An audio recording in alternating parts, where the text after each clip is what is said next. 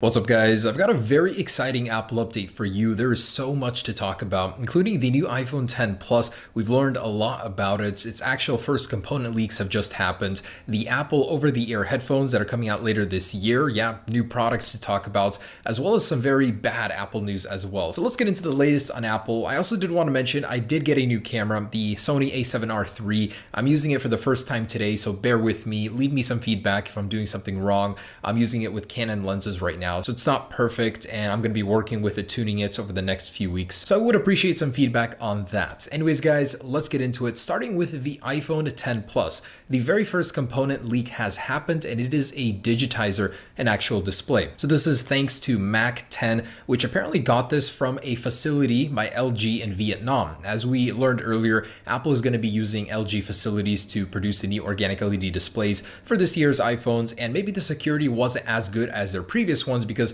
an actual picture of the assembly of the iPhone 10 Plus digitizer has leaked, and it is truly gargantuan. This thing is massive. It's definitely got more room on the edges around the status bar up top, the cutouts. It's huge in comparison to the standard one at 6.5 inches diagonally across, so you do get a lot more surface area on this display. Now, whether or not this is legitimate is to be debated, but it does have the Apple markings down below, and there's another image where it actually shows the organic LED panels themselves. So compared to the iPhone 10, this is certainly not an iPhone 10 organic LED display. So this is very likely our first look at the iPhone 10 Plus. Something interesting is that actually around the entire digitizer, there's a very super slim bezel. This may or may not reflect on how it'll actually look in real life, but if the bezels would be this slim, that would be incredible, even though I do think it looks good right now. Now, Mark Gurman of Bloomberg has posted another massive article on the iPhone 10 Plus and the iPhones coming out later this year, and it gives us a lot more information from insiders, actual specs too. He's saying that the iPhone 10 Plus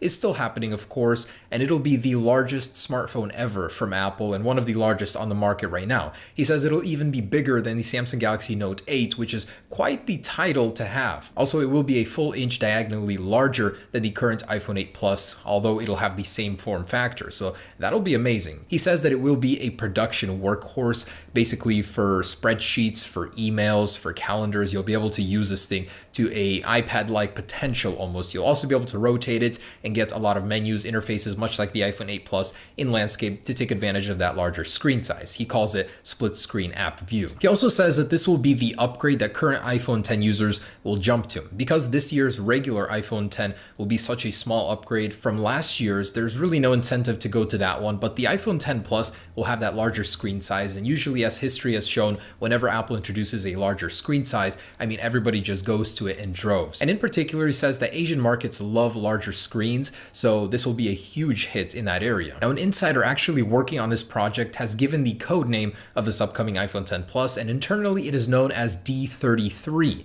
It'll also have a sharper resolution at 1242 by 2688 pixels, which is a step up from the iPhone 10s, but the sharpness will remain the same. So although you're getting a larger resolution, the sharpness itself will stay mostly the same as the iPhone 10s, which is still pretty awesome. And one of the most exciting things I've heard is that the new iPhone 10 and 10 Plus coming later this year, by the way, actually, I forgot to mention, they might be called iPhone 11 and 11 Plus. Mark Gurman did detail in his actual article. He doesn't know himself, but he guesses Apple will either continue calling it the 10 series or name it to 11. Also, what I was saying before is that this year's iPhones, the 10 and 10 Plus, might actually come in a new gold color, and by new I mean the same one currently offered on the iPhone 8 and 8 Plus, which are striking. I would love to have it on my iPhone 10. Sadly, they didn't offer it because of production issues. Which ones, we don't know, but hopefully it will come through and they'll sell that color later this year because it is seriously awesome. And he did say that gold colors are also particularly popular in the Asian market, so expect that one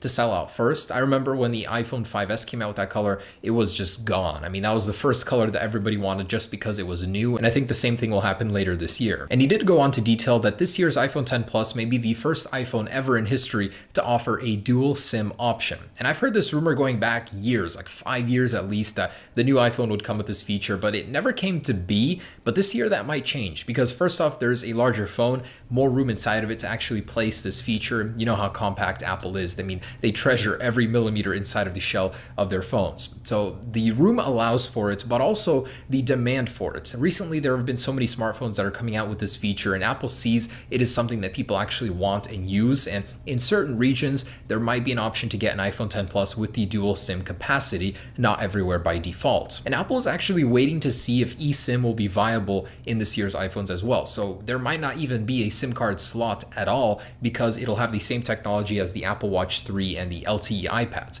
You'll be able to program the internal SIM card to a carrier and then use it like that instead of having to use a physical SIM card. Now that's a feature I can see some people hating and wanting a SIM card itself. And this feature is far from being confirmed. Apple's just in talks with carrier about the viability of it. Now we did also mention the cheaper 6.1 inch model and why it makes more sense in the lineup than the current iPhone 8 and 8 Plus.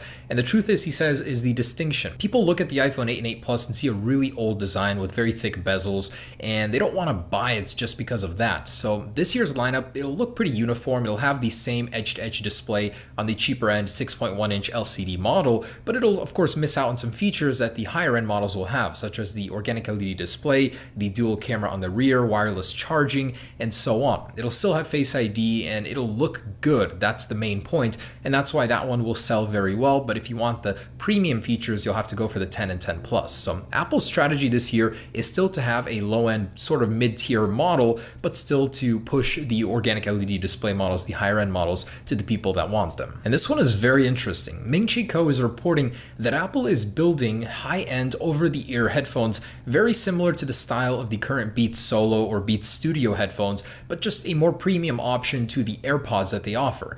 And I think that this could be a match made in heaven because their HomePod is amazing for the size. Imagine over-the-ear headphones from Apple. I think they could do some very good things with it. Take the Beats technology, the best of it anyway, and put it into this, improve it, and release that. He says that there will be a redesigned hinge that's actually very hard to manufacture in order to make way for wireless charging. So this thing would be wireless rechargeable, maybe work with the AirPower mat itself. Just think the possibility of it could be quite cool. And alongside that, Bloomberg is also reporting in a report earlier this week that Apple is developing AirPods 2 for sale at the very same time with this year's iPhone lineup. So it'll be capable of the Hey Siri feature, which Bloomberg right now is saying the Siri situation sucks on AirPods. You have to hold them in order to activate it. But with the Hey Siri functionality, you'd have that convenience. You wouldn't have to touch your AirPods and you could change the volume, switch tracks much easier. They're also saying that the W2 chip, which is found in the Apple Watch 3 right now, would become standard in the AirPods 2, which would possibly make them more efficient, have longer range, maybe even result in better battery life. That would be very cool. So expect those later this year. And they say that the further roadmap for future AirPods models is water resistance. Right now, I mean, personally, I tested them and found them to be water resistant already, but they don't have that official certification. They say that in the future, Apple will be releasing water resistant AirPods as they're testing that right now. All right, and this one is actually kind of worrying. Any iPhone right now up to iOS 11, including the iPhone 10, is hackable by a company known as Celebrite. So before you worry though, there's certain situations in which your phone could be hacked by them, and by hacked I mean data extracted, but this is the company that gained fame because they were able to unlock the phone, the iPhone 5C, in the San Bernardino case where Apple refused to do it for the FBI. So they were able to use an exploit to unlock them, but it didn't work on newer phones up until now. They actually sent out an internal memo to customers and actual law enforcement saying they could work on iPhone 10 models and up to iOS 11. It's unknown if it works on the latest 11.2.6, 11.3 firmwares, but it's safe to assume it does because they don't share their exploits publicly and Apple has no way to patch it, because in order to even use their service, you have to send your phone to them. Then they extract the data and send it back. They don't show you how they do it. So Apple theoretically can't even patch it. So that's scary. I mean, if you guys are doing shady things, just know that there is a company out there that if the government or law enforcement asks them to take data off your phone, they can do it on any phone, even the newest iPhone 10. That is scary. It looks like Nokia is now in the business of nostalgia. They're releasing another classic phone with a modern twist. Much like the 3310 last year, they're actually reviving the Nokia 8810 series. This was the premium high-end model at the time, and it was actually featured in the Matrix. It was kind of cool. The bottom slides out to reveal the keyboard, the microphone's on that piece, so it looks pretty cool. It's sort of shaped like a banana, and now there is a modern twist to it. I'm definitely going to be buying it. It's going to be worth about about 79 euros only in Europe, but it'll have 4G. I'll know if it'll work in America, but seriously, I love that Nokia is doing this. I'm never going to use these phones, but it's just cool that they're releasing old phones with a twist. Seriously cool. So I just wanted to talk to you guys about that garbage Snapchat updates, which I honestly hate. I don't know how you guys are getting along with it. Maybe some of you guys are adjusting, but it's terrible. And actually, Kylie Jenner tweeted about it, how she's not going to be using it. Apparently, the value of Snapchat dropped $1.3 billion overnight. Probably not everything to do with the tweet, but as a collective result of the decisions Snap Incorporated has been making. So honestly, I've been using this update.